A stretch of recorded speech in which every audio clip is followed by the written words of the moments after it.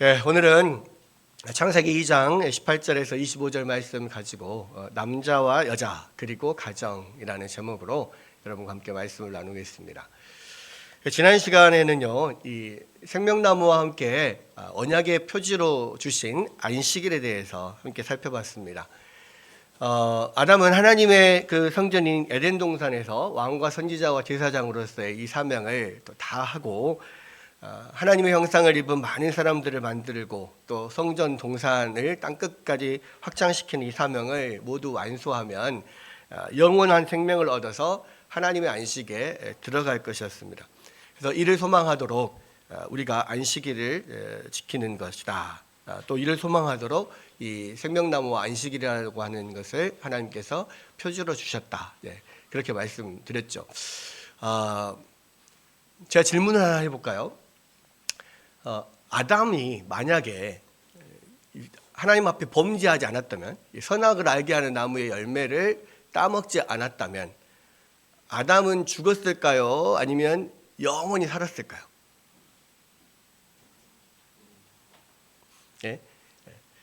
선악과를 먹지 않았다면 죽지 않고 영원히 살았을 것이다.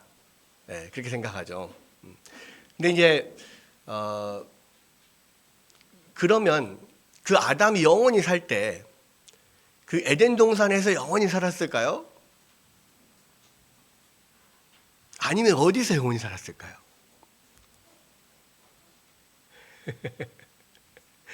왜 이걸 말씀을 드리냐면 만약에 아담과 그 후손들이 아담이 이제 그 하나님의 주신 사명을 잘 감당하고 죄를 범죄하지 않았을 때 그 땅에서 영원히 산다, 죽지 않는다 라고 하면 아담과 그 후손들은 인간이 아닌 거예요. 왜? 죽지 않는 분은 하나님밖에 없거든요. 본질상 죽지 않는 분은 하나님밖에 없어요. 그러면 아담은 영원히 살고 죽지 않는다라고 하지만 결국은 이게 아담의 모든 사역이 끝날 때가 있단 말이에요. 그렇죠? 그러니까 지금 하나님께서 이 생명나무와 안식일을 언약의 표지로 줬을 때는 이 아담이 모든 사명을 모든 사명을 다 수행하면, 완성하면 하나님의 안식으로 들어갈 것을 표지로 보여주는 거잖아요. 그렇다면은 모든 사명을 다 마치고 하나님의 안식에 들어간다? 죽음이라고, 형벌로서 주신 죽음이라고 하는 과정은 거치지 않겠지만 어쨌든 아담이 이 땅에서의 삶을 마칠 그때가 있을 거라는 거죠. 그죠? 그 모든 삶을 마친다. 모든 사명을 끝내고 하나님의 안식에 들어간다는 것은 또 다른 차원으로 들어가는 거니까. 그러죠. 그래서 그러니까 아담이 선악과를 따먹지 않고 또 하나님의 모든 사명을 끝내면 그 자리에서 그대로 사는 게 아니라 분명히 하나님의 안식으로 들어갈 것이고 그것은 그 자리에서 어떤 다른 차원으로 들어갈 것이다. 하나님이 계신 곳은 저 하늘나라잖아요. 그렇기 때문에 그 형벌로 주어지는 영원한 죽음, 하나님으로부터 끊어지고 육신이 죽고 하는 그런 영원한 죽음은 아니지만, 그러나 이 세상에서의 삶이 끝나고 하나님께로 또 하나님의 안식으로 들어가는 분명히 그런 과정은 있을 거다. 그래야만 그것이 유한한 인간이니까. 그래서 그러면은 분명히 어떤 아담이 사명이 끝날 때가 있을 것이다. 이렇게 생각을 할 수가 있습니다. 그러니까 아담이 어차피 죽을 것이다. 이런 것보다는 분명하게 이야기되는 것은 이 땅에서 아담이 사명이 끝나는 날이 있고 아담의 사명이 끝나면 영원한 하나님의 안식으로 들어간다. 분명히 뭔가 좀 달라지는 면이 분명히 있다라고 하는 거죠. 그런 의미에서 늘 우리가 안식일을 하나님의 안식에 들어갈 그날을 소망하면서 아담에게 주어진 모든 사명을 완전히 수행하고 하나님의 안식에 들어갈 것을 소망하면서 살아갔다는 겁니다. 그게 이제 생명나무와 안식일이라는 표지인데 결국은 아담은 그것을 지키지 못했죠. 하나님과의 언약을 깨뜨렸고 이 사명을 이루는 데 실패했습니다. 그러면 사실은 아담과 그 후손들은 이제 끝난 거예요. 끝. 그러면 성경도 끝?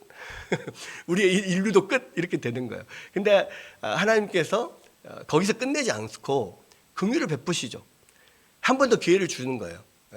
다른 아담, 둘째 아담, 다른 인류의 대표자를 보내셔서 그 대표자가 이 아담을 대신해서 아담이 실패했던 모든 사명을 다 이루고 하나님의 안식에 자기와 그 모든 후손들을 하나님의 안식으로 들어가게 하는 그 일을 이룰 건데, 결국은 구약 시대 내내 그것을 소망하면서 또 여러 가지 다른 인간의 대표자들이 있었지만 다 실패해요. 결국 마지막에 예수님께서 육신을 입고 이 땅에 오셔서 우리를 위해서 그 모든 사명을 이루시고 이제 영원한 안식으로 들어가는 거죠.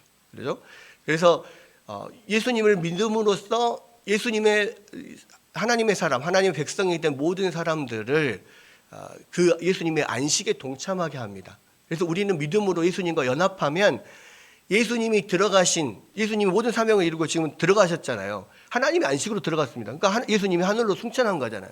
그러니까 이걸 봐도 사실은 아담이 범죄하지 않았더라도 그 뒤에는 분명히 하나님께로 올라갔을 거다, 이렇게 우리가 생각할 수가 있는 거죠.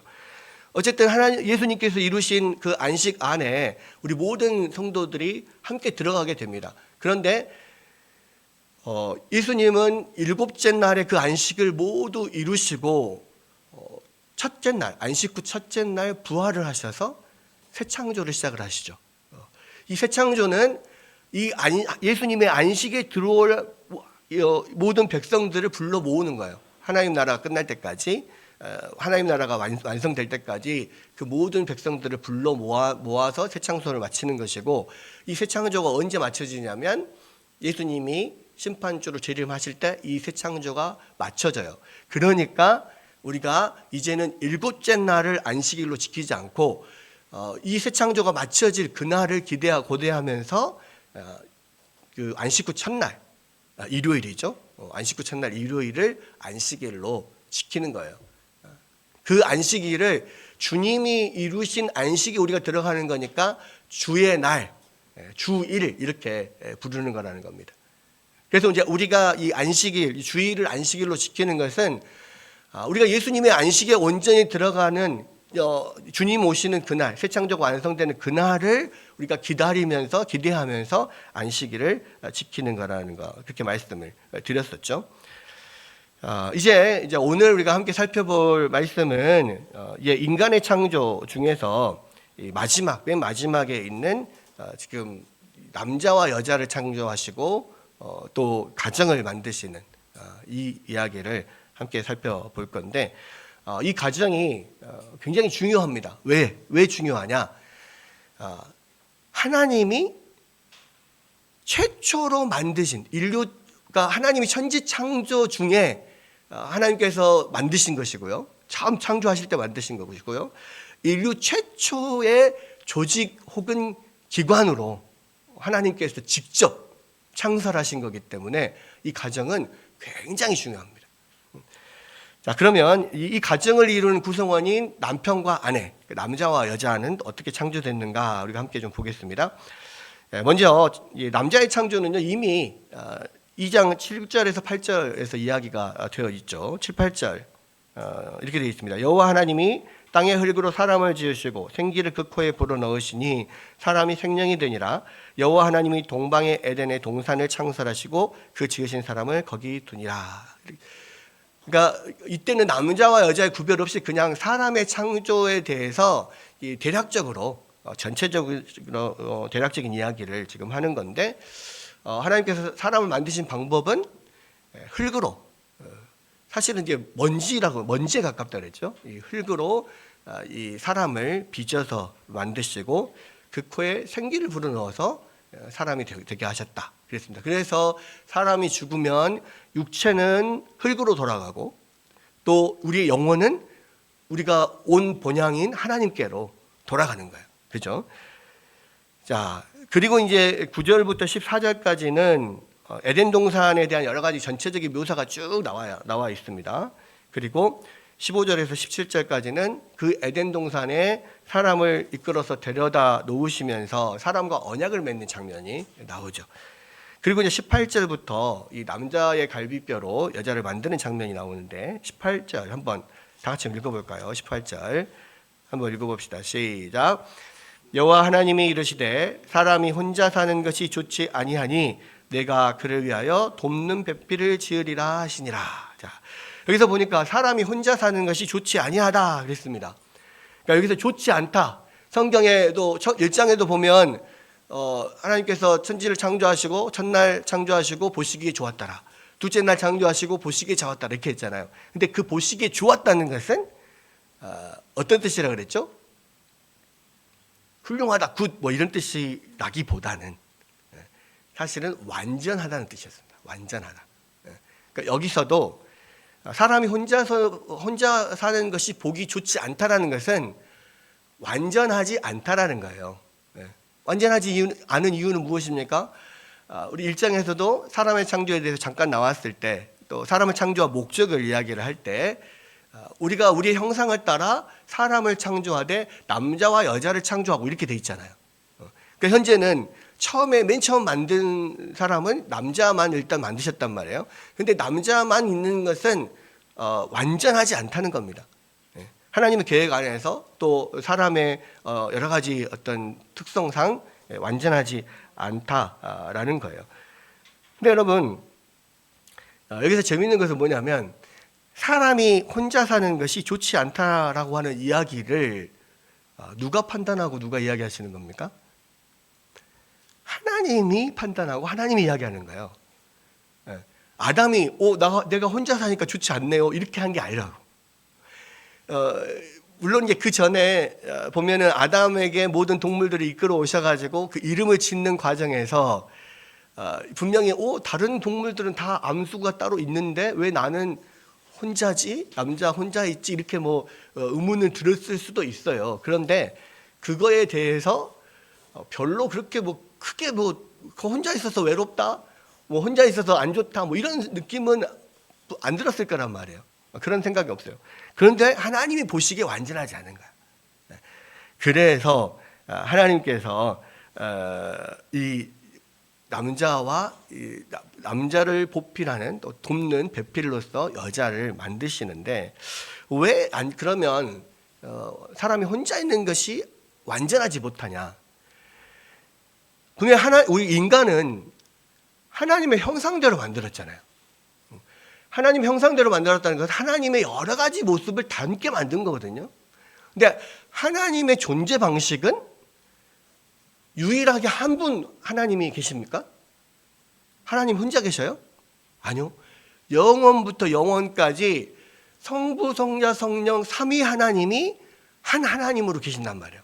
그리고 이 삼위 안에서 충분한 교제와 사랑을 함께 누리며 그 안에서 만족하시며 살아가요.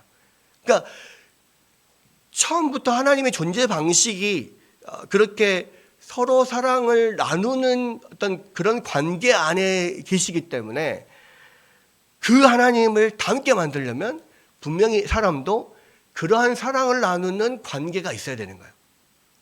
그래서 남자와 여자를 만듭니다. 재밌는 건 하나님의 존재 방식도 삼위일체잖아요.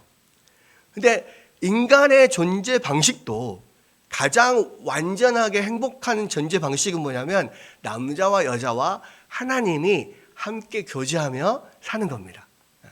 그 안에서 참된 행복이 있는 거예요. 여러분, 그래서 이제 하나님께서 그러한 면에서 이 인간을 남자만 만든 게 아니라 함께 교제할 수 있는 남자와 여자를 만드셨다라고 할 수가 있어요. 그래서 이제 하나님께서 이것을 결정하십니다. 내가 돕는 배필을 지으리라. 여기서 보면 이게 이 여자를 돕는 배필이라고 이야기했어요. 그러니까 이게 지금 여자를 만드신 목적인 거죠.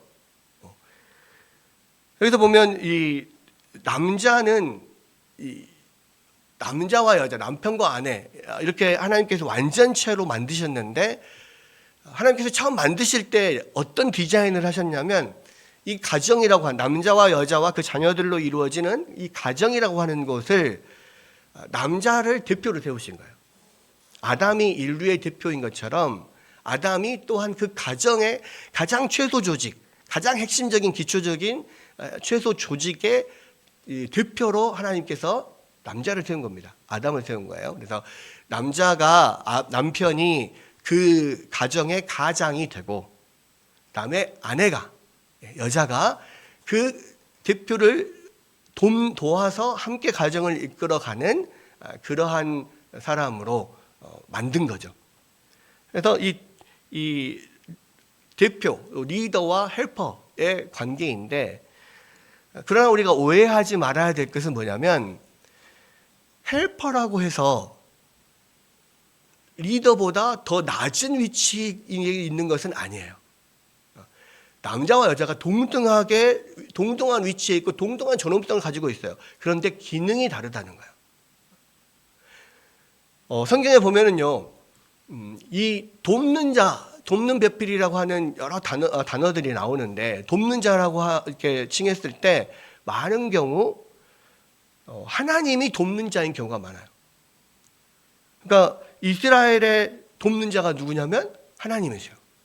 또 모세에게 있어서 모세를 돕는 자가 누구냐면 하나님이셔요. 그리고 신약시대에 와서 성부, 성자, 성령 삼위 하나님 가운데서 우리와 함께 계시며 우리를 돕는 분이 계시죠. 누구예요? 성령님. 성령님이 예수님께서 그랬잖아요. 내가 아버지께로 가면 나 외에 또 다른 보혜사를 너희에게 보내겠다. 그분이 성령님이잖아요. 근데 이 보혜사라는 말이 바로 돕는 자라는 뜻이에요. 근데 여러분, 그 돕는 자라고 하는 것이요, 그래서 또 위치가 낮은 게 아니라 동등하지만 이 기능이 다른 거예요. 대표적으로 우리가 어떤 법적인 문제가 있어가지고 이 어떤 법정에 서게 될 때, 그렇죠? 우리가 법정에 서게 될 때 우리가 법에 대한 지식이 하나도 없어요. 그럴 때 누구의 도움을 받죠? 변호사의 도움을 받아요. 그죠? 우리가 거기에 대한 대가를 주고 변호사의 도움을 받습니다. 근데 이 보혜사라고 하는 뜻이 변호사라는 뜻이에요. 여러분, 변호사가 여러분보다 지위가 낮아요? 존재가 낮아요? 그게 아니잖아요. 그러니까 우리가 그 분야에 대해 잘 모르니까 변호사의 도움을 받는 거예요. 그런 것처럼 어떤 기능이 다르다는 거예요. 분명한 것은 하나님이 남자를 그 가족이라고 하는 조직의 대표로 세우셨고, 그리고 그 남자 대표를 돕는 자로서 여자를, 아내를 세우셨다라고 하는 겁니다. 그래서요, 여러분, 남편을 돕는 배필로 여자를 또는 아내를 만드셨다라고 했을 때, 돕는 자가 되기 위해서는요, 분명히 서로 상호 보완적이어야 합니다. 상호 보완적. 상호 보완적이라고 하는 것은 뭐예요? 남자에게 부족한 점을 여자가 도와줄 수 있어야 된다는 거예요. 부족한 점을 채워줄 수 있어야 된다는 거예요. 그래서 여러분, 남편과 아내는요, 많은 부분에 있어서 굉장히 많이 달라요. 그러니까 일단 남자와 여자 자체가 특성적으로 다릅니다. 남자는 좀 더 생각이 단순하고 더 힘이 세고 뭔가 이게 끌어가고 힘으로 뭔가를 하고 이런 일들에 더 적합하게 만들어졌어. 근데 여자는 육체적인 어떤 일을 하는 것보다 정신적인 일을 하고 조금 더 세심하게 살펴보고 여러 가지 깊은 생각들을 하고 이런 쪽으로 특화되어 있단 말이에요. 그러니까 남자는 주로 하드웨어적인 면이 좀 더 발달했고 여자는 소프트웨어적인 면이 더 발달했어요. 근데 컴퓨터가 제대로 돌아가려면 하드웨어와 소프트웨어가 같이 이렇게 합해져서 기능을 해야 되거든요. 마찬가지입니다. 가정이 제대로 돌아가려면 이 하드웨어와 소프트웨어가 제대로 돼야 되고 남자와 여자가 제 기능을 해야 해요. 그래서 많은 경우 남자와 여자는 굉장히 다르고요. 특히 한 가정을 이루는 남편과 아내가 서로 많이 달라요. 근데 이게 이 죄악된 인간은 이 기능적으로 이 여러 가지 성격적으로 다 달라야 정상인데도 불구하고 나하고 다른 것을 잘 참지 못해요. 그래서 도대체 왜 그런가 이해할 수 없네. 그래서 여자는 여자랑 살아야 돼. 뭐 남자는 남자랑 살아야 돼. 뭐 이렇게 이야기하는 사람이 있어요. 왜? 다르니까 불편하거든. 근데 당연히 다른 게 당연한 거예요. 왜? 서로가 보완이 되려면 달라야 되거든요.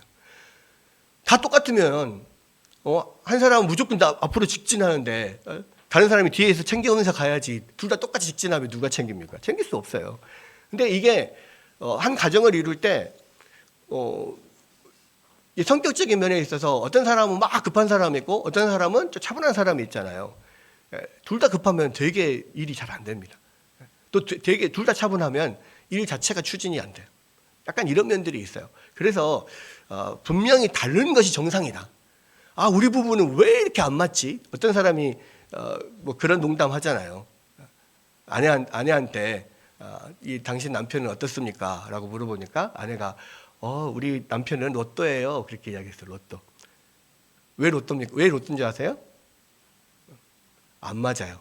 절대로 안 맞아. 그래서 로또래. 근데요, 안 맞는 게 당연한 거예요.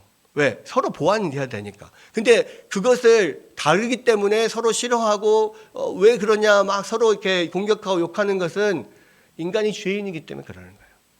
근데 분명한 것은 여러분, 하나님은 남자와 여자를 한 팀으로 만드셨고 분명히 달라야만 제대로 가정이 기능을 하고 돌아간다. 그러니까 다른 점을 우리가 이 싫어하고 불만을 표하는 게 아니라 나를 위해서 저렇게 나와 다른 아내를, 나와 다른 남편을 주셨구나. 그렇게 생각하는 것이 가장 좋습니다. 그것이 하나님의 은혜인 줄 믿으시기 바랍니다. 네. 아멘 했습니다. 아멘 안 하신 분들 제가 보겠어요. 네. 그렇게 이제 돕는 배필, 하나님께서 돕는 배필을 주시겠다. 그래서 대표와 돕는 배필, 남자와 여자 이렇게 최소 단위로 조직을 구성을 하셨고요. 자, 21절부터 23절을 보면 이제 여자를 만드시는 장면인데, 자, 21절, 22절 한번 읽어봅시다. 시작. 여호와 하나님이 아담을 깊이 잠들게 하시매 잠들매 그가 그 갈빗대 하나를 취하고 살로 대신 채우시고 여호와 하나님이 아담에게서 취하신 그 갈빗대로 여자를 만드시고 그랬어요. 어떤 사람은 이렇게 질문하는 사람이 있습니다. 아니 목사님, 아담의 갈빗뼈를 뽑아서 여자를 만들었으면 그러면 남자의 갈빗뼈 수가 여자보다 더 적어야 되는 거 아니에요? 하나 적어야 되는 거 아닙니까? 이렇게 물어보는 사람들이 있어요. 그런데 사실은 남자의 갈빗뼈 수와 여자의 갈빗뼈 수가 같습니까? 다릅니까? 같아요. 같아요. 다 12쌍, 24개. 12쌍의 갈빗뼈가 다 있습니다. 그럼 왜 아담의 갈빗뼈로 하와를 만들었는데 왜 남자는 갈빗뼈가 하나 부족해야 되는 게 정상이 아니야? 이렇게 생각을 할 수가 있는데, 분명한 것은 첫사람 아담은 갈빗뼈 하나가 분명히 부족해요. 왜? 하나를 빼서 하와를 만들었으니까. 근데 그 자손들은 다 제대로 된 상태에서 태어납니다. 왜 그럴까요? 아니 무슨 사고를 당해가지고 아버지가 한쪽 팔을 잃었어. 그러면 태어나는 자녀도 한쪽 팔을 잃어서 태어나나요? 팔이 한쪽밖에 없이 태어나나요? 그렇지 않잖아요. 그거와 똑같은 거예요. 그래서 하나님께서 우리 가운데 똑같은 다 갈빗뼈를 주셨다라는 것이고, 또 한 가지 질문을 할 수가 있어요. 그러면 왜 하나님은 하필이면 다른 것도 아니고 아담의 갈빗뼈로 여자를 만드셨을까? 왜 굳이 갈빗뼈였을까요? 어떤 학자가 이런 이야기를 합니다. 그러니까 하나님이 여자를 만들 때 남자의 머리뼈나 또는 남자의 다리뼈로 만들지 않은 것은 다 이유가 있다. 왜냐하면 몸의 가장 중심에 있는 갈빗뼈로 만드셔서 이 둘이 서로 동등하다는 것을 나타낸다. 그러니까 몸의 가장 중심에 있는 뼈니까 가장 가운데 있는, 그래서 동등하다라는 것을 이야기를 하는 거고, 또 한 가지는 이 갈비뼈가 우리 몸의 중심에 있고 우리 모든 신체는 이 몸을 보호하려고 하는 이런 어떤 성향이 있는 거예요. 그래서 이 팔로 항상 이 몸을 갈비뼈 이쪽을 보호합니다. 우리가 싸울 때도 권투할 때 이 가드 하잖아요. 이렇게 권투할 때 이렇게 가드를 이렇게 막는 이유가 뭐예요? 복싱을 한 달 배운 어때요? 왜 이렇게 막습니까? 어디를 막으려고 이렇게 막아요? 네. 이렇게 막는 이유는 두 가지예요. 이 턱, 그러니까 가장 핵심적인 약점인 턱하고 몸통을 막는 거예요. 팔로 이렇게. 그래야만 이 지금 주먹이 들어와도 다 막을 수가 있죠. 근데 대부분 턱은 잠깐 이거 한 군데잖아요. 주먹으로만 사실 턱을 막는 거거든요. 대부분 팔은 뭘 막아요? 몸통을 막습니다. 이게 뭐냐면 이 몸통 안에가 중요한 갈비뼈 안에가 중요한 장기들이 다 들어있잖아요. 그래서 이 갈비뼈 자체, 몸통 자체를 막는 거예요. 여러분, 이 갈비뼈가 그래서 가장 그 사람이 보호해야 될 곳이에요. 그리고 갈비뼈 안에는 사람에게 중요한 모든 장기들이 다 들어있어요. 그래서 이제 이 갈비뼈로 남자의 갈비뼈로 여자를 만들었다는 것은 여자는 그렇게 남자가 보호해야 될 존재이고 또 가장 중요한 몸의 핵심처럼 정말 귀하게 여기고 그렇게 사랑하고 보호해야 될 그런 존재이기 때문에 하나님께서 이 갈비뼈로 만드셨다. 이렇게 이야기하는 그런 학자들이 있습니다. 뭐 맞는 것 같아요. 그래서 이 어느 쪽에 치우친 머리뼈나 다리뼈나 이렇게 치우치지 않고 딱 중심에 있고 또 어떤 보호하고 사랑하는 그런 존재로서 만든 그런 여자이기 때문에 하나님께서 갈비뼈를 사용했다. 이렇게 이야기를 하고 22절에 보면 여호와 하나님이 아담에게서 취하신 그 갈비뼈로 여자를 만드시고 그를 아담에게로 이끌어 오시니 그랬어요. 근데 이게 재밌는 게 뭐냐면 하나님이 하와를 이끌고 아담에게 데리고 가시잖아요. 여기에서 뭐가 나온지 아십니까? 예, 이 장면에서 바로 결혼식의 그 어떤 의식이 나와요. 그러니까 신부의 아버지가 신부를 신부의 손을 잡고 신랑에게로 인도하잖아요. 여러분 왜 그러면 굳이 신부의 아버지가 신부의 손을 잡고 신랑에게로 인도할까요? 그래서 굳이 그렇게 할 필요 있습니까? 우리는 동시에 입장하겠습니다. 그래서 요즘에 많은 신랑 신부들이 아버지 어머니는 앞에 앉아 계시고 둘이서 동시에 입장하는 그러한 이상한 결혼식을 하는 그런 사람들 많잖아요. 근데 그거는 잘못된 거예요. 왜? 하나님이 하와를 만드셔서 아담에게로 인도하신 이 장면을 결혼식에서 지금 재현하는 겁니다. 그것을 재현한다는 것은 뭐냐면 이 결혼을 만드시고 이 가정을 만드신 주인이 하나님이라는 것을 고백하는 거예요. 그런데 믿는 사람들조차도 그냥 요즘 트렌드가 그러니까 결혼식을 그냥 그렇게 해요. 여러분 그런데 제가 오늘 이 말씀을 통해서 계속 말씀드리고 싶은 건 뭐냐면 결혼이라고 하는 제도와 가정이라고 하는 이 기관은요, 하나님이 천지를 창조하실 때 창조 규례로 하나님께서 만드신 거예요. 아담이 독처하는 것, 아담이 혼자 사는 것이 좋지 않다, 완전하지 않다라고 판단하는 분도 하나님이시고 아담이 아니에요. 그러니까 결혼은 자기가 좋아하는 사람과 자기가 좋다는 방식으로 그렇게 결혼을 하는 것은 하나님의 창조 규례를 어기는 거라고요. 여러분, 이 결혼이요, 인간의 창조, 하나님의 천지 창조 안에 포함되어 있다라고 하는 것은 무슨 말이냐면 하나님이 천지 창조를 통해서 해와 달과 별들을 만드셨으면 그 해와 달과 별들은 영원히 떨어지지 않고 존재하잖아요. 그죠? 그러면 이 천지 창조 안에, 인간의 창조 안에 특별히 이 결혼이라고 하는 제도와 가정이라고 하는 기관을 하나님께서 만드셨다. 그러면 이 가정과 결혼에 대한 하나님께서 세우신 이 창조 규례는 영원히 변하지 않는단 말이에요. 그것을 철저하게 지키는 것이 우리가 하나님을 섬기는 것 안에 들어가 포함되어 있는 거예요. 모든 창조물은, 모든 피조물은 창조주 하나님과의 언약 관계에 있다고 그랬잖아요. 그 언약은 어떤 언약입니까? 창조주는 모든 피조물을 영원히 보존하고 보호하실 의무가 있으신 것이고, 모든 피조물들은 창조주 하나님께 온전히 순종할 의무가 있는 거예요. 그죠?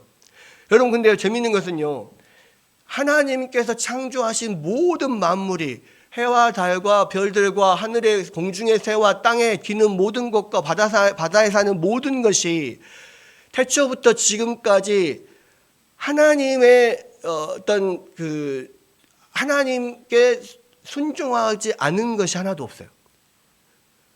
근데 유일하게 하나님의 피조물 중에 하나님께 순종하지 않은 것이 있습니다. 누가 있어요? 바로 인간이에요. 그래서 인간이 죄인이라는 거예요.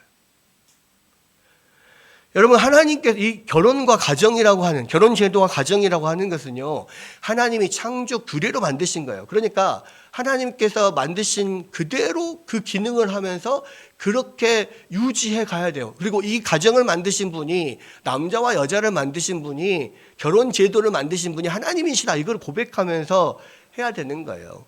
그러니까 우리가 하고 싶다고 하고 안 하고 싶다고 안 하고, 나는 이렇게 하기 싫은데 다르게 하고 싶은 데서 다르게 하고, 이거는 다 하나님 앞에 죄다.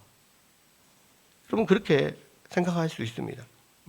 그래서 우리가 그 신부의 아버지가 신부를 데리고 신랑에게 인도하는 이 장면은요, 우리가 이 성경을 재현하면서 이 결혼 제도를 만드신 분이 하나님이시고 이 가정의 주인이 하나님이시다, 이것을 우리가 인정하고 고백하는 행위라는 거예요. 그래서 여러분, 절대로 나중에 결혼식 할 때 신랑 신부 동시 입장 이런 짓 하지 마세요. 아주 숭악한 짓들입니다. 그거. 아시겠죠? 그거는 처음 시작부터 우리가 믿음의 고백을 하고 이 결혼 제도를 만드시고 가정을 만드신 분이 하나님이다라는 것을 고백하고 시작을 해도 그 가정이 정말로 하나님께 영광 돌리는 가정이 되기가 쉽지 않은데, 처음부터 자기 마음대로 그렇게 시작을 하면요, 그 가정생활 나의 유익을 위해서 내가 원하는 대로 하겠다는 그것밖에 안 되는 거예요. 여러분, 꼭 기억해 주시길 바랍니다. 하나님이 그러니까 하와를 또는 그 여자를 아담에게 데리고 갈 때 아담이 뭐라고 말했냐? 아담이 이르되 이는 내 뼈 중에 뼈, 살 중에 살이라. 이것을 남자에게서 취하였은즉 여자라 부르리라 하니라. 여러분, 여기서 보면 재밌는 게 성경에서 성경에 기록된 인간의 최초의 말, 지금 인간이 한 말이 최초로 기록된 게 이 장면이에요. 근데 이 장면이 인간이 최초로 한 말이 바로 남자가 여자를 보고 감탄하면서 하는 말이에요. 이는 내 뼈 중에 뼈요, 살 중에 살이라. 이게 약간 시로 지금 되어 있거든요. 이는 내 뼈 중에 뼈요, 살 중에 살이라. 근데 이 말이 뭔 말이냐? 실제로 아담의 뼈와 살을 취하여서 이 하와를 만들었잖아요. 여자를 만들었잖아요. 실제로 그렇기도 하고, 이스라엘에서는요, 가장 가까운 친족을 이야기할 때 뼈와 살이라고 이야기합니다. 그러니까 우리는 가장 가까운 친족을 뭐라고 해요? 혈육이라고 하잖아요. 혈육은 뭐예요? 피와 살이다. 그래서 우리는 나의 피부치, 나의 살부치 이렇게 이야기한단 말이에요. 근데 우리는 피와 살, 혈육이라고 말하는데 이스라엘 사람들은 뼈와 살이라고 이야기해요. 골육, 나의 골육 지친이 아닙니까? 이런 표현 나오잖아요. 골육이 뭐냐면 뼈와 살, 혈육, 나의 가장 가까운 사람, 이것을 뜻하는 겁니다. 그래서 나의 뼈 중에 뼈, 살 중에 살이로다. 이 말은 나의 진짜로 나의 갈비뼈와 살을 취해서 만든 것이기도 하고 나의 가장 가까운 존재다. 그렇게 이야기를 하는 거예요. 그러면서 이것을 남자에게서 취하였은즉 여자라 부르리라 이렇게 이야기했잖아요. 이게 이 대꾸로 돼 있는 건데 남자는 히브리어로 이시라고 합니다. 이시. 히브리어나 저는 외국에는요 남성형 동사가 있고 여성형 동사가 있어요.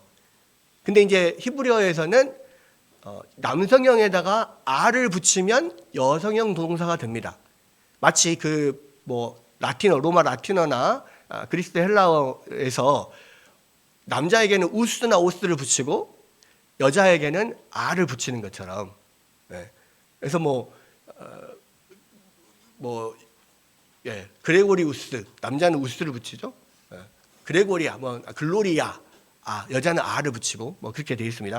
근데 이 히브리어에서도요 남성형에다가 r을 붙이면 여성형이 되는 거예요. 그래서 이씨가 남자라 그랬잖아요. 이샤가 여자예요. 그래서 이씨에게서 나왔으니 이샤라고 하리라 이렇게 지금 이야기를 하는 거예요. 그래서 이게 약간 뒷구가 되어 있는 거고, 그렇게 이제 이 아담이 감탄을 하면서 이제 24절에 보니까 이 결혼 제도, 결혼 관계에 대해서 이야기를 하는데, 이러므로 남자가 부모를 떠나 그 아내와 합하여 둘이 한 몸을 이룰지로다 이렇게 이야기했어요. 이게 이제 하나님이 만드신 결혼 제도의 결혼 관계의 특징입니다. 근데 여기서 보면 남자가 부모를 떠나 그 아내와 합하여 둘이 한 몸이 이룰지로다 이렇게 이야기했잖아요.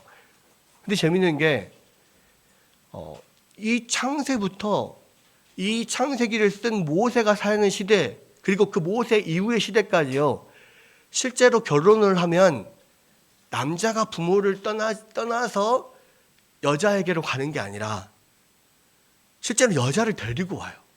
부모의 집으로. 그래서 같이 살거든요. 근데 한 번도 남자가 부모를 떠난 적이 없어요. 근데 하나님은 남자가 부모를 떠나 여자와 합하여 한 몸을 이룰지로다 이렇게 이야기를 하셨거든요. 이게 뭔 뜻이냐? 실제적으로 육체가 물리적으로 그러니까 부모 곁을 떠난다는 이야기가 아니라 부모로부터 남자가 독립을 한다는 이야기예요. 그러니까 이 결혼을 했을 때 관계의 우선순위가 바뀌는 거예요. 그동안에는 부모님의 아들로, 부모님의 딸로 이렇게 살았지만 이제는 결혼을 하면요, 이제 그 부모의 슬하에서 벗어나서 다른 독립된 가정을 이룬다라는 겁니다. 그래서 이제 부모가 있는 부모의 가정과는 독립된 다른 가정을 세우는 것을 말하는 거예요. 그래서 남자가 부모를 떠나서 한 가정을 이룬다 이렇게 표현을 했어요. 그래서요, 여러분 우리가 꼭 기억해야 될 게 뭐냐면 이 세상의 모든 인간관계에서 가장 중요하고 가장 친밀하고 가장 가까운 관계는 부모 자식 간의 관계가 아니라 부부 간의 관계예요. 여러분, 부부가 일단 남자와 여자가 만나서 한 가족을 이루잖아요. 그러면 나와 가장 가까운 사람, 가장 함께하고 서로의 의견을 조율하고 묻고 함께해야 될 사람이 부부관계예요. 이 부부관계에는요, 부모도 낄 수 없고 자식도 낄 수 없어요. 애정의 대상도 마찬가지예요.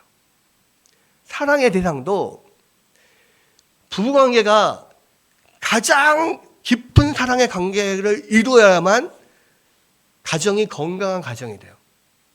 근데 살다 보면은 또는 자식을 낳고 살다 보면은 서로 배우자에게 가야 될 그런 사랑이 자식에게로 옴싹 그냥 가는 경우가 있습니다. 여러분, 서로 부부끼리 한번 보세요. 여러분 자녀보다 서로의 배우자를 더 사랑해야 돼요. 그리고 그것을 자식들도 느껴야 돼요. 그걸 알아야 돼요. 아빠에게 1번은 엄마야. 엄마에게 1번은 아빠야. 이것이 서로에게도 인정이 돼야 되고 자식들과 부모에게도 인정이 돼야 돼요. 그렇지 않으면 반드시 건강한 가정이 되지 못해요. 예전에 많은 우리 부모님 세대는요, 어머니가 아버지에게서 그런 사랑을 못 받았어요. 많은 경우에. 그러니까 어떤 유교적인 사회 안에서 살다 보니까 어떤 이런 기독교적인 어떤 배경이 없기 때문에 남편과 아내가 어떻게 살아야 되고 어떤 존재를 잘 알지 못해요. 그래서 많은 경우에 남편의 사랑을 많이 받지 못했고, 또 그렇게 남편과 아내가 서로 깊이 막 사랑하는 그 관계를 주위 사람들이 꼴보기 싫어했어요. 꼴불견이라고 생각했어. 그래서 그것을 또 부부 유별이다 뭐 이러면서 부부 관계에도 뭐 나름대로 이렇게 부별이 있어야 되고 좀 멀리 해야 된다 뭐 이렇게 생각을 했단 말이에요. 근데 그렇기 때문에 그 가정이 행복하지 않은 거예요. 여러분, 부부간에는요, 여러분, 부모와 자식 관계는 촌수가 몇 촌이에요? 부모와 자식은 1촌, 형제 관계는 2촌이잖아요. 촌수. 우리 초등학생들 촌수 배웠습니까? 촌수. 부모와 자식 관계는 1촌, 형제 관계는 2촌이에요. 그런데 여러분, 부부 관계에는 몇 촌일까요? 0촌이에요, 0촌. 촌수가 없어. 그만큼, 그러니까 한 몸이라는 거지. 촌수 자체를 따질 수 없는 한 몸이야. 그게 부부 관계예요. 근데 이거를 잘못 생각하면 0촌이니까, 촌수가 없으니까, 사이가 좋을 때는 한 몸이고, 0촌이니까, 돌아서면 다 남남이다. 이렇게 생각하는 경우가 있어요. 근데 여러분,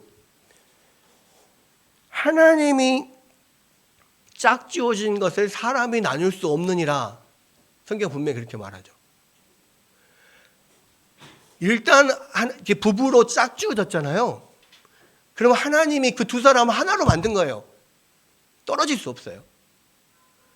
헤어지면 남남이다? 아니요. 떨어질 수 없어요. 그래서 여러분, 요즘에는 이 하나님의 말씀에 대해서 우리가 그것을 인생 가운데 깊이 생각하고 받아들이지 않으니까 조금 안 맞고 좀 싫고 뭐 이러면은 우리 안 맞아, 성격 차이, 헤어져, 아니 뭐 안 돼, 그래서 헤어지고 뭐 이런 경우 너무 많잖아요. 근데 여러분, 그게 아니에요. 결혼이라고 하는 제도와 가정은요, 우리 마음대로 할 수 있는 게 아니라고. 왜? 하나님이 처음부터 창조 규례로 만드신 거니까. 이 세상을 창조하실 때 하나님께서 만드신 거기 때문에 우리 마음대로 할 수 있는 게 아니에요. 그래서 이 부부가 서로 남자와 여자가 만나서 하나가 됐으면 나눌 수 없습니다. 한 몸입니다.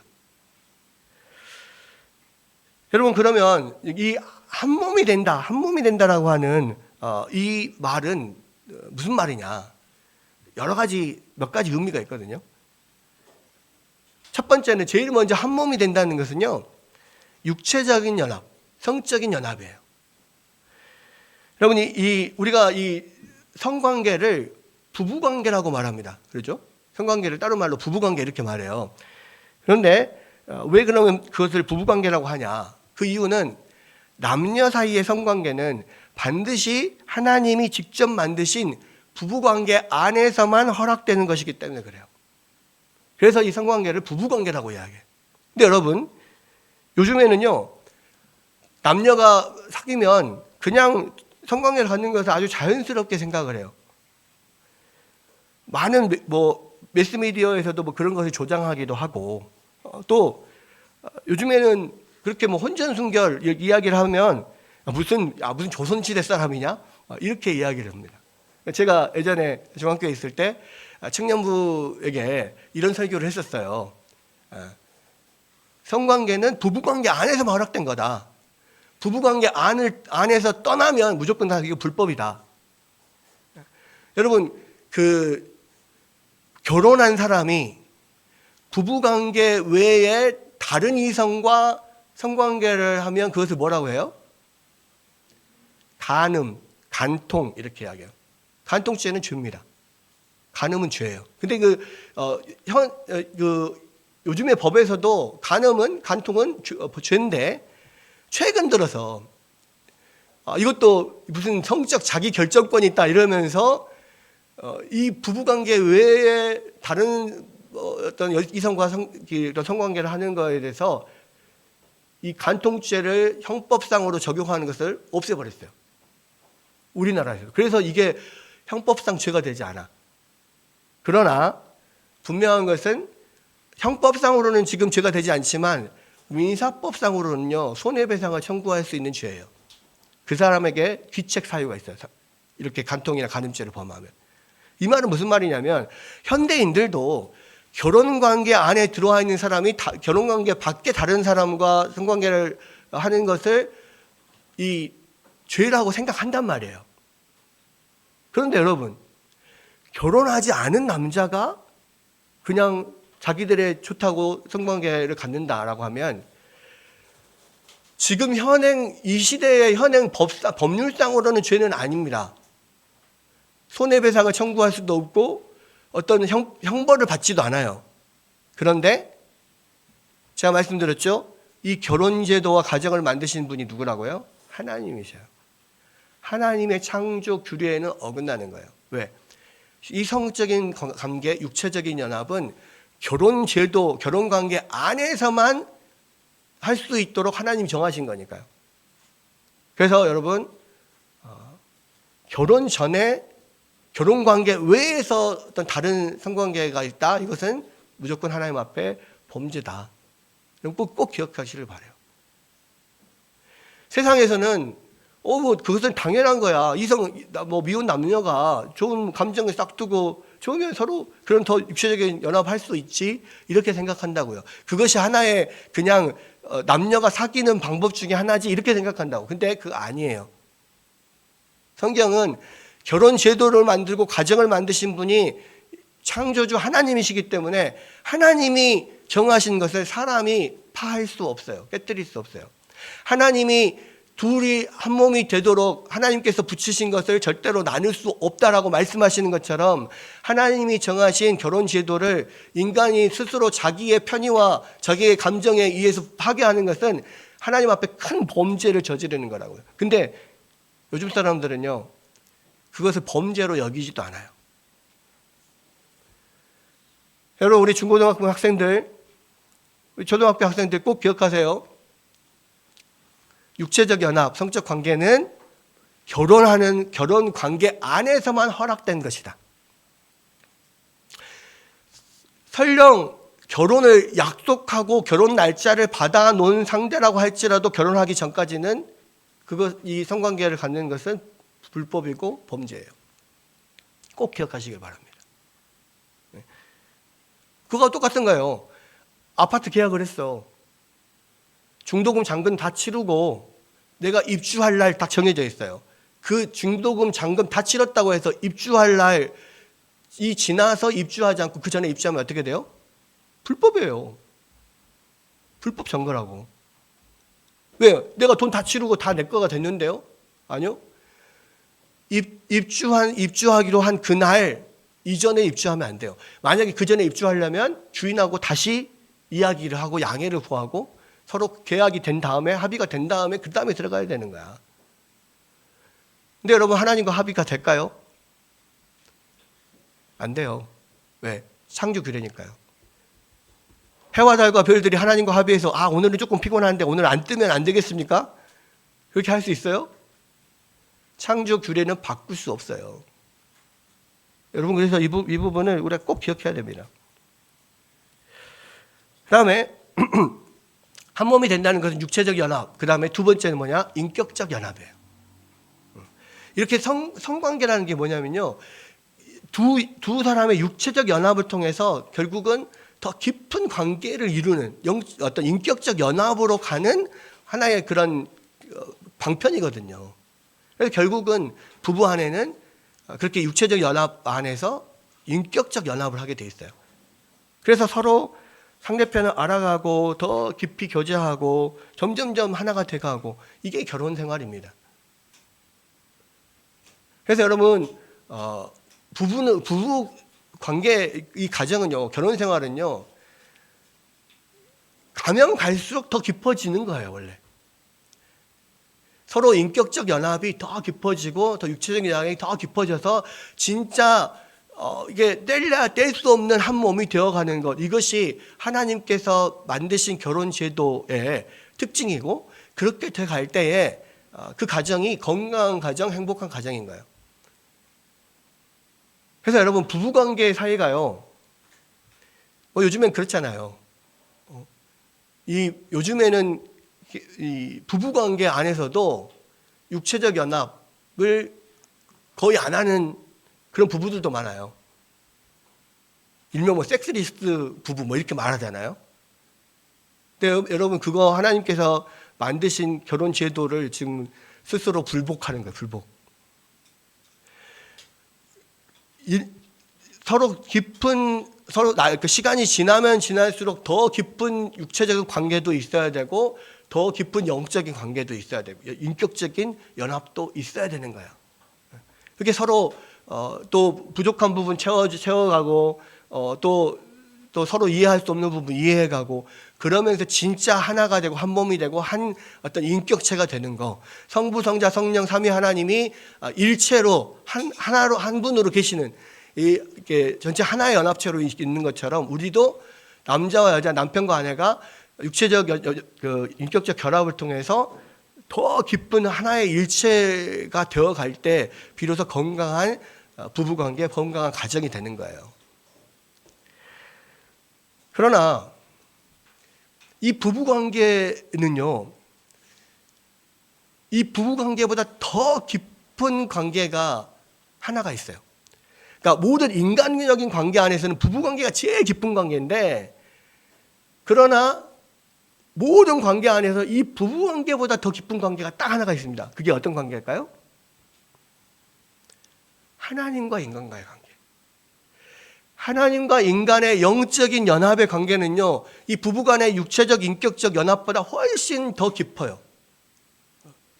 그래서 여러분, 하나님께서 남자와 여자를 만드실 때 삼위일체 하나님의 존재 방식을 따라서 이 남자와 여자를 만드시고 하나님과 교제하도록 그렇게 가정을 만들고 남자와 여자를 만드셨다 그랬잖아요.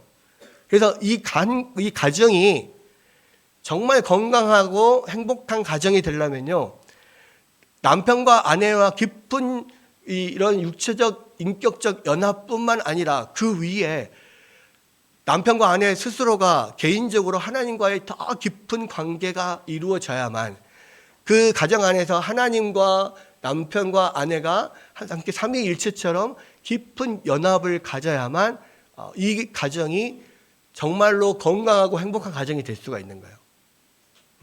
그래서 모든 가정이 남편도 그렇고 아내도 그렇고 하나님과의 관계가 더 깊어지면 깊어질수록 서로 간의 관계도 더 깊어져요. 이게 우선입니다. 우리가 예수님께서 우리 가운데 주신 계명 중에 가장 큰 계명이 뭐냐고 했을 때, 하나님을 사랑하고 내 이웃을 내 몸과 같이 사랑하는 것, 이렇게 말했잖아요. 하나님 사랑이 먼저잖아요. 하나님을 깊이 사랑할 때, 내 마음을 다하여 힘을 다하고 뜻을 다하고 목숨을 다하여 하나님을 사랑할 때 인간도 사랑할 수 있는 것처럼, 가정 안에서도요, 남편과 아내가 하나님을 더 깊이 사랑하면 사랑할수록 부부관계나 자식 간의 관계도 더 깊이 사랑할 수가 있는 거예요. 그래서 하나님이 처음에 가정을 만드실 때 이러한 특징을 주셨다는 겁니다. 여러분, 그 다음에 이 결혼 관계에서 우리가 다른 시대에는 별로 그렇게 주목하지 않았던 부분인데 우리가 주목해야 될 부분이 있어요. 이 하나님 만드신 결혼 제도와 가정의 특징 중에 하나가 뭐냐, 여기서 결혼 관계는요, 남자와 여자의 결합이라는 거예요. 남자와 남자의 결합도 아니고 여자와 여자의 결합도 아니에요. 반드시 남자와 여자와의 결합이어야만 되는 거예요. 이게 하나님께서 처음 결혼제도를 만들고 가정을 만드신 창조 규례니까요. 근데 요즘에는요, 이 시대는 남자와 남자가, 여자와 여자가 결혼하는 것이 가능하다라고 생각하는 그런 시대입니다. 그러니까 그거 자체가 이미 하나님 앞에 지금 저항하는 거예요. 하나님 앞에 대항하는 거예요. 그리고 그것을 그렇게 심지어 그렇게 결혼하려고 하는 움직임뿐만 아니라요, 국가적으로 그것을 허용해달라고 막 요구를 해서 전 세계적으로 동성 간의 결혼을 지금 허용한 나라가요, 몇 나라나 될까요? 38개국입니다. 38개의 나라가 이미 동성 간의 결혼을 합법화했어요. 그 중에는 우리가 잘 아는 서방 국가들, 뭐 네덜란드, 프랑스, 미국, 캐나다, 뭐 이런 쪽, 독일, 뭐 이런 쪽 다 동성 결혼이 허용됐습니다. 또 남미 쪽, 뭐 브라질, 아르헨티나 다 동성 결혼 허용됐어요. 근데요, 또 심각한 건 뭐냐면 그렇게 어떤 유교 사상이나 이런 것들이 강한 아시아 쪽에서도요, 최근 들어서 동성 결혼을 허용하는 나라가 나오고 있어요. 가장 먼저 2019년에 대만이 동성 결혼을 허용했습니다. 그리고 2023년에 네팔이 동성 결혼을 허용을 했어요. 그리고 올해 2025년에 태국이 동성 결혼을 합법화했습니다. 우리나라에서도요, 지금 점점점 동성애가 확산되고 있잖아요. 그리고 동성 결혼을 합법화하려는 움직임이 많아요. 그 전초적인 단계로 이 성소수자들의 권익보호라는 차원, 그런 이름으로 이 차별금지법을 만들어서 통과시키려고 해요. 근데 이 차별금지법은요, 웃기는 거예요. 이 동성애나 동성 간의 결혼이 불법이다, 잘못됐다, 죄라고 말하는 것 자체를 죄로 만들어버렸어요. 이것이 내가 판단할 때 어떤 것은 아니다라고 판단할 수 있고 이것은 맞다라고 판단할 수 있잖아요. 이것은 옳다라고, 이것은 그러다라고 판단할 수 있잖아요. 그런데 아니다, 그러다 하면 다 죄가 되게 만들어버리는 거예요. 그게 차별금지법입니다. 그러니까 이것은 역차별법인 거죠. 근데 그 차별금지법을 만드는 이유가 뭐예요? 동성결혼, 동성애 합법화를 위한 어떤 전초 단계인 거예요. 우리 기독교인들이 그래서 이것을 사활을 걸고 막는 것이, 이것 자체가 하나님이 정하신 이 가정과 결혼 제도, 창조 규례를 어기는 것이기 때문에 그래요. 예전에는, 지금도 마찬가지면 범죄자들은 내가 죄를 범했다는 걸 스스로 알고 스스로 부끄러워하고 스스로 자기가 죄인이라고 하는 것을 감추려고 합니다. 그것이 정상적인 거예요. 근데 동성애자들은, 동성 결혼하는 사람들은요, 자기들이 죄인이라는 것을 느끼지도 않아요. 수치스러워하지도 않아요. 그것을 오히려 합법화하려고 해요. 이것이 당연한 거라고 해요. 근데 그렇지 않습니다. 그거 얼마나 뻔뻔한 거예요. 여러분, 우리가 기억해야 될 것은요, 이 결혼제도와 가정은요, 하나님이 만드신 창조 규례라고. 해와 달과 별이 변하지 않는 이상 이 제도도 변하면 안 된다고요. 그 다음에 또 하나 우리가 이 결혼제도에서 생각해야 될 게 뭐냐면, 남자와 여자의 결혼뿐만 아니라요, 한 남자와 한 여자의 결혼이에요. 하나님께서 처음 만드신 이 결혼제도는요, 반드시 한 사람의 남자와 한 사람의 여자가 결혼을 해서 한 가정을 이루게 되어 있는 거예요. 근데 남편이 많고 여자는 하나다, 아내는 하나다, 또는 남편은 하나고 아내는 여러 명이다, 일부 다처나 일처 다부나, 이것은 하나님이 만드신 결혼제도에 어긋나는 거예요. 근데 여러분, 이것이 왜 불법이고 죄냐면요, 최초로 성경에서 일부 다처제를 만든, 여러 명의 아내를 둔 사람이 누구예요? 아니에요. 최초로 여러 명의 아내를 둔 사람이 가인의 후손 중에서 라멕이라고 하는 사람이에요. 두 아내를 두었다고 했어요. 그러니까 뭐냐면, 일부 다처제나 일처 다부제나 이런 것은요, 범죄한 가인의 후손들이 만든 거란 말이에요. 그러니까 처음부터 죄로 물들어 있는 오염된 곳에서 만들어진 거예요. 하나님이 처음 만들 때는 일처 일부일처로 만들었다고. 한 남자와 한 여자가 결혼해서 한 가정을 이루는 것으로 만들었어요. 그런데 나중에 성경에 보면 아브라함도 그렇고 야곱도 그렇고 여러 명의 아내를 두잖아요. 근데 그것은 그때 당시에 어떤 문화적인 배경이 그런 것이 너무 팽배했기 때문에 하나님께서 그 문화적인 배경 안에서 아브라함을 불러서 따로 세우시잖아요. 그런 과정에서 그냥 일시적으로 그냥 허용하신 것이지 그것이 하나님의 원래 뜻은 아니에요. 그리고 실제로 그런 아내를 여럿 둔 아브라함이나 야곱이나 또는 다윗이나 뭐 모든 그런 사람들이요, 그 여러 아내를 두고 또 많은 배다른 그런 자식들을 낳고 그 안에서 얼마나 그들 사이의 어떤 갈등 때문에 고통당합니까? 결국은 이게 하나님의 뜻이 아니라는 것을 이미 실증적으로도 보여주는 거예요. 그래서 우리가 기억해야 될 것은 하나님이 만드신 이 결혼 제도, 이 창조 규례는요, 한 남자와 한 여자가 함께 가정을 이루는 것, 이것이 하나님의 뜻이다라는 거예요. 마지막으로 우리가 한 가지 살펴봐야 하는데 이게 되게 중요한 거예요. 뭐냐면 하나님이 이렇게 한 남자와 한 여자가 결혼해서 또 이 대표자와 돕는 배필로 한 가정을 이루도록 한 목적이 있단 말이에요. 가정에는 하나님의 만드신 목적이 있습니다. 그 목적이 뭘까요? 그 목적이 하나님께서 아담에게 주신 그 사명을 잘 효율적으로, 효과적으로 잘 수행할 수 있도록 이 조직을, 이 기관을 주셨다는 거예요. 그러니까 왜 이 가정의 대표자와 돕는 배필이 한 팀을 이루어서 가정을 만들어야 될 이유가 뭐냐?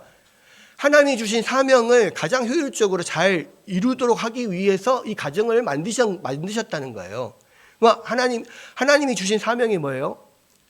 사람이 왕과 선지자의 제사장 역할, 하나님의 왕과 선지자의 제사장 역할, 하나님의 대리인 역할을 이 땅에서 하면서 이 땅에 많은 하나님의 형상을 닮은 많은 사람들을 만들어가고 세워가고 또 이 성전이자 최초의 성전인 에덴 동산에서 하나님을 예배하는 이 관계가 온 세계에 확장되도록 하는 것, 이것이 사람에게 주신 하나님의 사명이잖아요.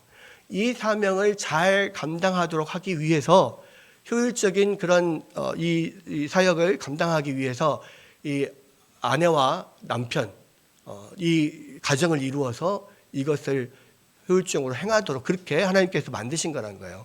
그래서 이것이 가정을 이루는, 우리가 결혼을 하는 가장 첫 번째 목적이에요. 여러분, 그래서 이 가정의 목적은 뭐냐면 우리 가정이 남편과 아내가 함께 연합하여서 이 땅에 많은 하나님을 닮은 사람들을 낳고 기르고 양육하고 또 그 가정을 통해서 많은 하나님을 아는 백성들을 불러 모으고 함께 그 영향력을 미치는 거, 이 왕과 선지자 제사장 역할을 하는 것이 이 가정에게 주어진 목표고 목적이고 가정을 만드신 목적이란 말이에요.